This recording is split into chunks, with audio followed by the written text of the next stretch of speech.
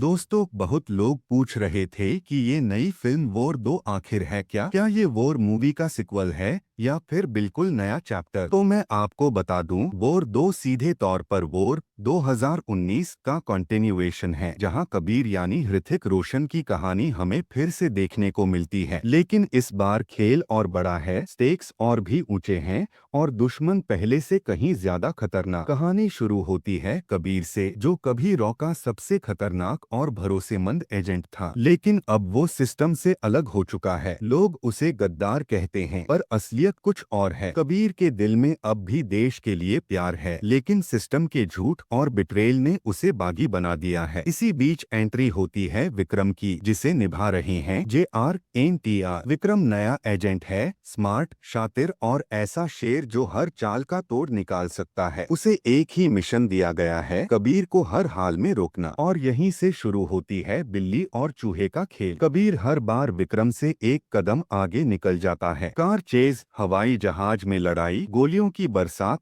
Film का हर action scene आपको seat पकड़ने पर मजबूर कर देता है। लेकिन बॉस, वॉर 2 सिर्फ एक्शन नहीं है, इसमें दिल भी है, और वो दिल है काव्य यानी कियारा अडवाणी। काव्य का रोल फिल्म में बेहद इम्पोर्टेंट है। वो सिर्फ कबीर की मोहब्बत नहीं, बल्कि उसकी सबसे बड़ी ताकत और कमजोरी भी है। उसके साथ जुड़ा अतीत कबीर के हर फैसले को बदल देता है। जब विक्रम को ये पता चलता है कि काव्य भी इस खेल में फंसी हुई है, तभी ये जंग और पर्सनल हो जाती है। फिल्म के बीच में आता है बड़ा ट्विस्ट। पता चलता है कि कबीर का बागी बनना सिर्फ ईगो की वजह से नहीं है। असली दुश्मन कोई और है, जो पर्दे के पीछे से सबको मैनिपुलेट कर रहा है। और ये दुश्मन इतना बड़ा है कि अगर उसे नहीं रोका गया तो पूरा देश खतरे में पड़ सकता है। यही विक्रम को एहसास होता है कि कबीर पूरी तरह गद्दार नहीं है। और यही काव्य भी कहानी की बन जाती है। कभी वो कबीर के लिए मोटिवेशन है, कभी विक्रम के लिए सवाल, और आखिर में वही बनती है उस फाइनल चॉइस का कारण जो तय करेगी कि कबीर जिंदा रहेगा या मरेगा। अब आते हैं क्लाइमेक्स पर। कबीर और विक्रम आमने सामने। लड़ाई इतनी जबरदस्त कि हर पंच पर थिएटर गूंज उठता है। दोनों एक दूसरे को हराने की कोशिश करते हैं, लेकिन जब असली दुश्मन सामने आता है तब ये दोनों शेर मिल जाते हैं। और फिर आता है वो पंच, वो दुश्मन ही क्या जिसे 2 शेर मिलकर ना चीर सकें। फिल्म खत्म होती है एक इमोशन और दमदार नोट पर। कबीर और विक्रम की आंखों में रिस्पेक्ट, काव्य की आंखों में आंसू, और दर्शकों के दिल में बस एक सवाल, देशभक्ति आखिर है किसकी? सिस्टम के लिए लड़ने वालों की या सच के लिए सिस्टम से टकराने वालों की? लेकिन दोस्तों, कहानी यहीं खत्म नहीं होती। पोस्ट क्रेडिट सीन में दिखाया जाता है एक अंधेरे कमरे में बैठा शख्स, और वो है बॉबी देओल। उसके सामने एक छोटी बच्ची का हाथ है, और वो उसके हाथ पर ग्रीक लेटर अल्फा